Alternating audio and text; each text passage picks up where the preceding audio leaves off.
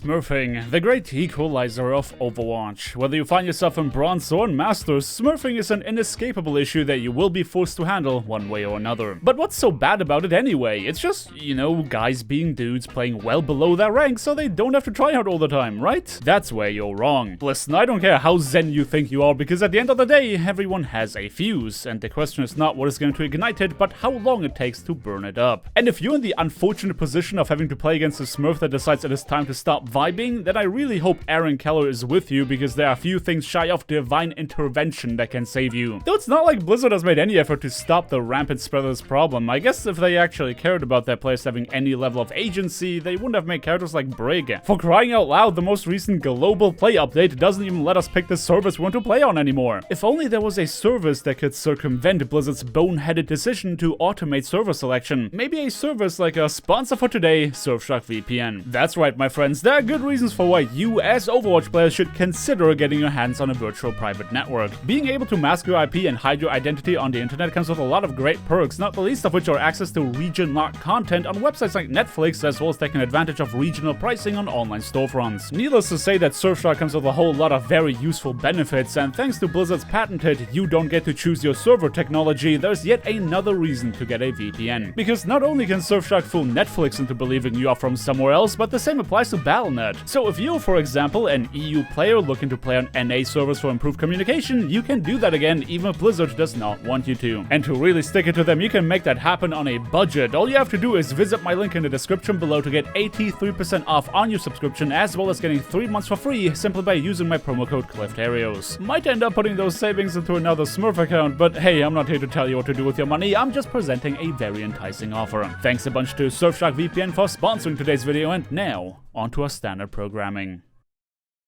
Now our story today begins not on Hollywood, but instead on the Battle.net storefront. Yeah, we're going for a slow burn on this one. For one to understand the Smurf, one must experience their way of life, and with all of my old accounts being hard stuck way higher than I have any right to, I wasn't going to learn of their culture unless I fork up some cash. Listen, there are about a million reasons for why people buy themselves alternative accounts, and it isn't important whether or not they are in their rights to do so. All that matters is that you agree with me specifically, so I feel less bad about slaughtering low-level players. I really mean it when I say that it was not my intention to ruin the experience for anyone else. More than anything, I was very keen on documenting what low-level gameplay looks like while leveling up my account to get ready for ranked. I learned very quickly that object permanence was not a concept they'd wrapped their head around just yet. It would take many more hours of experience to realize that only because I wasn't attacking them does not mean I wasn't a threat. But for the time being, I was content with observing new players experiencing the game for the very first time. That's until the off-tanks began laying down the Roadhog diff, and it all just kinda ruined the vibe. But during my time leveling up this account, there definitely happened players that I felt needed to be taught a lesson. I would hate for somebody to become a Doomfist main just to realize that they'd invested hundreds of hours into mastering a character that is widely considered a throw pick. Now, if you're an OG Overwatch main slaughtering low-level players unprovoked, you start accumulating a lot of bad karma. I would really love to show you what has transpired that prompted this Reinhardt to solo shadow me while I was already sleeping, but I feel like my collection of medals kind of speaks for itself. I wouldn't say that I was outright bullying anyone, at least not on purpose, but things start to blur the line a bit when I'm facilitating others doing it for me. Though as much as we are giving Blizzard a hard time for not doing anything about smurfing, I have to admit that the MMR system was actually very quick when it came to getting me out of these lobbies. By the time I reached level 10, I was the one who got bullied, and I felt myself entirely at the mercy of my teammates. It was then that I started to question if I was even still smurfing, considering my apparent lack of competence. I don't know if this was just the MMR system doing its job, or if it was me not trying hard enough because I expected these matches to be a cakewalk, but I was getting rolled way harder than my ego could handle, and it was most certainly showing. All that is to say is that my previous escapades did not go unnoticed. Aaron was very aware of me punching way below my weight class, and you know just as well as me that under his new reign, that was not going to fly. Which finally leads us to our story for today. Honestly, I was not expecting to dedicate a full episode to a random quick play match that happened while I was leveling up my account, but there's a good reason for why we're here, because the conclusion to this match was unlike any other. Contrary to the ending, the start of this game was very much like many other matches I've played previously. Standard Brawl is one of my absolute favorite compositions to play, but knowing how unsatisfying it is to play Reinhardt without a Lucio, I decided to take on that role. Naturally, I was trying to do standard Brawl things, but it seems like my particular Reinhardt wholeheartedly disagreed. As a matter of fact, their idea of playing Brawl was hopping around in the choke point until their barrier was destroyed to then have an excuse not to press W, and it was that unexpected cowardice that ultimately cost me my life. But I was not the only one feeling the effects of an encroaching main tank differential, because Clem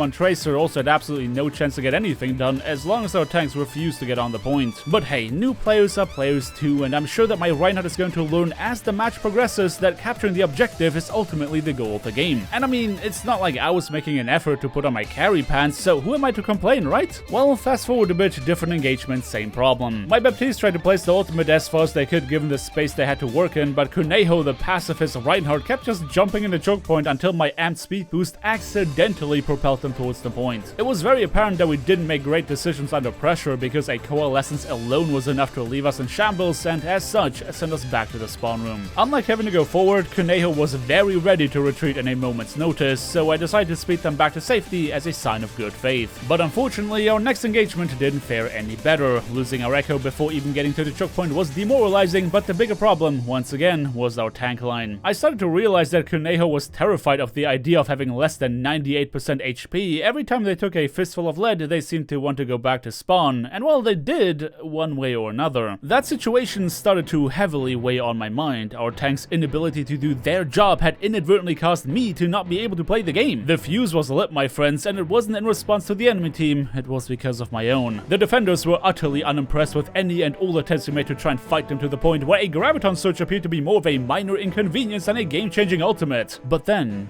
a glimmer of hope. Suddenly, Kuneho must have realized that there's more to this game than pressing the S key, finally charging in with a reckless fury to start delivering a beatdown. It seemed like I wasn't the only one going for a slow burn, but at long last, we had a real teamfight at our hands. Sure, the defenders eventually overpowered us thanks to their superior ult economy, but I was absolutely certain that after having seen the success coming as a result of charging forward, Kuneho would change their playstyle to give us a fighting chance. Except they immediately went back to this weird hopping on the same spot playstyle that had previously made me want to pull my hair out. Oh, please, God, just go forward, I'm begging you. We were doing so incredibly poorly that the blue team lost any last bit of respect. They just walked into our spawn and started doing whatever they wanted, because guess what? They got away with it. By that point, my fuse was burnt to an absolute crisp. You know why? Because I realized that our tank was in fact not a new player. To obtain the platinum border in Overwatch, you are going to need somewhere in the vicinity of 1700 hours of playtime. Don't be mistaken, that is 1700 hours of actual in-match participation, excluding the time it takes to find a match and assemble your team. The idea that this player somehow succeeded to maintain their sanity throughout 1700 hours of gameplay was impressive, but alas, their contribution did not match their experience. So I made the executive decision to switch to my main in an attempt to deal the damage that my team was very obviously lacking. And it took me no more than a single team fight to build up my ultimate because, well, it's a video about smurfing, I think can put the pieces together. In an odd twist of fate, it wasn't until I had given up on my teammates that they actually started to pull out all the stops. While my Reinhardt continued to put their best Easter Bunny impression on display, my Zarya was the one who actually gave us an opening to engage. It was unfortunate that Roadhog's fat hitbox didn't allow either of us to get any damage out on their Ana, but still, the blue team was clearly taken aback. The defenders made a desperate attempt to keep us away, which, while definitely successful, wouldn't yield many eliminations thanks to my transcendence. I had done my due diligence and chose to use my ultimate in their service instead of chasing down a fleeing enemy, but now it was my turn to carry. The ancient strategy of the flanking Zenyatta is a secret technique passed down from degenerate to degenerate, allowing the user to fully utilize their lack of a sense of self-preservation to inflict damage upon the enemy. A strategy so outlandish that any regular Overwatch player couldn't help but be surprised by our audacity. Combine that with a teammate playing your meat shield and suddenly you find yourself with a recipe for success. I had paved the way forward by unfairly leveraging my experience and skill, but it was now for the rest of my team to grasp onto that opportunity to take control of the objective. Though the defenders would not allow me to obliterate their spirit, coming from the top ropes with an ultimate combo to stop us yet again. I cannot stress enough just how done I was with this lobby. 5 minutes of getting borderline spawn camped was my limit. I began using no less than 60% of my power to show my team that there was indeed a way. I knew that I would have to pay for what I have done, but none of that mattered to me in that moment. I chose to keep us in the game, honor be damned, but little did I know at the time that Aaron's divine intervention would be more imminent than I anticipated. Now, I promise to you that this whole process of bailing out my team was not a conscious effort of trying to ruin the game. As a matter of fact, you can clearly see that once my teammates had finally gotten on the point, I was taking a chill pill to not actually do all the work for them. Now, that doesn't change the fact that the defenders realized that my contribution was disproportionate relative to the rest of my team, but alas, they couldn't stop me. While my own enrage phase was definitely over, capturing the first point after having seen little more than our spawn room seemingly reinvigorated the rest of my team. We had plenty of ultimates to spare and every intention to return what the defenders had done to us. Even without me leading the charge, I had shown them the light so that now I could sit back, relax, and occasionally Discord obey Roadhog. But I underestimated how much my contribution mattered to my team's success. I figured that sweating to get us the first point was going to be good enough, but once we had depleted our ultimate bank, things were looking a bit scrappy. In moments like these where I am in the line of fire and taking heavy damage, it isn't unusual for me to pop my ultimate to keep myself and by proxy the rest of my team alive. But I was not taking the enemy team seriously and, well, I paid for it. Without my Transcendence to stabilize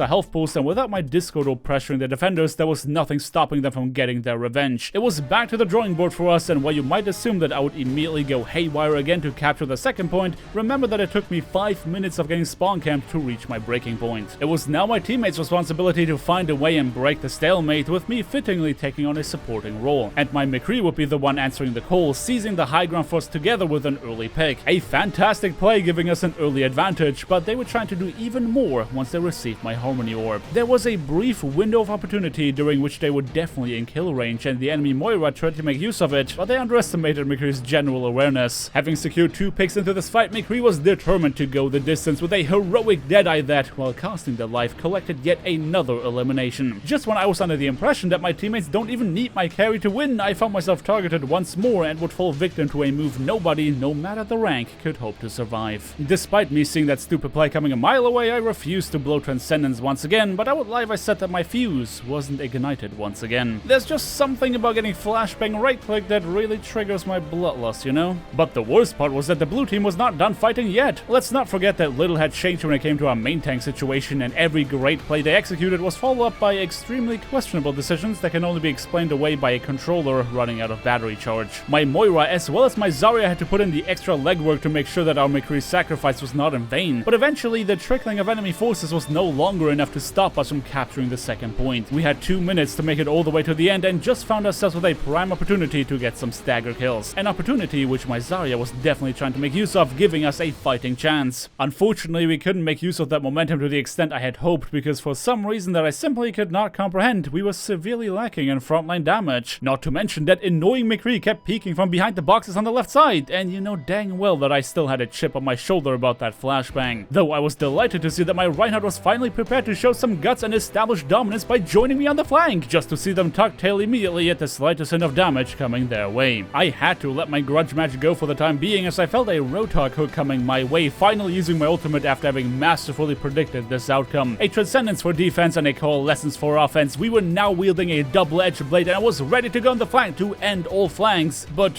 what am I doing? Did I decide to throw the game because we were doing too well? Had the guilt of stomping low MMR players finally caught up to me? Well, my friends, I told you that Aaron was watching and he decided to throw a wrench into my plan. Looking back at the live recording of this match rather than the replay system, you will see that things played out a bit differently on my end. My internet being inconsistent at best was not anything new, but I had never once just been ejected from a match out of nowhere without even a hint of lag to prepare me for what is to come. As you can see, this is not just a standard disconnect, because usually a disconnect would toss me back to the login screen and not the lobby. I could only conclude that somebody at Blizzard had made the executive decision to manually kick me from the match as punishment for overstepping my boundaries, and I choose to believe that this somebody was Aaron Keller himself. By the time the game allowed me to reconnect, the match was seconds away from being over, and if you've been paying any attention, you'll know who took the victory in light of my departure. Karma does exist after all, my friends, and from now on, I will think twice before deciding to unfairly leverage my experience. But this is it for our story here today, so thank you everybody so much for watching. Don't forget to drop me a like on your way out if you enjoyed the video, subscribe if you want to see more, and definitely ring that bell icon to not miss out on my next upload. I hope you guys have a fantastic day, and until next time,